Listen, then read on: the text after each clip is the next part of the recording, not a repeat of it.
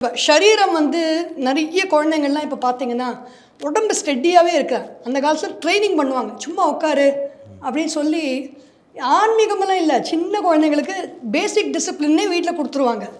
இப்போல்லாம் அதெல்லாம் முடியறதில்லை. ஏன்னா உடம்பு வந்து ஆடிட்டே இருக்குது. கால் ஆடுது, கை ஆடுது, தலை ஆடுது, பேசும்போது எதையாவது ஒன்று ஆட்டிகிட்டே இருக்கு. அங்கமே ஜெயத்வா, இதெல்லாம் வந்து ப்ராப்ளம்.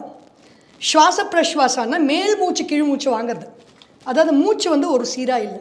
ஸோ இது 13 ஆப்ஸ்டக்கல்ஸ் இருக்குது.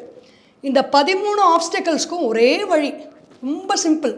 இந்த 13 தடைகளும் தாண்டணும்னு ஏக தத்துவ அபியாசா, ஒரே ஒரு தத்துவத்தை எடுத்துக்கணும். அதை வந்து பதஞ்சலி மகரிஷி வந்து ஓம்கார தியானம்னு சொல்கிறார்.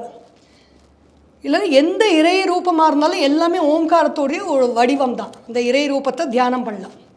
இல்லைன்னா எப்படி நம்மளுடைய தொழில், இப்போ ஒரு கிரிக்கெட்டர் இருக்காருன்னா ஏக தத்துவ அபியாசம்னா தினமே கிரிக்கெட், காலையிலையும் சாயங்காலம் அதே சிந்தனை. இல்லைன்னா ஒரு ஸ்விம்மிங் பண்ணுறோன்னா தினமே ஸ்விம்மிங் பற்றி நினைக்கிறது.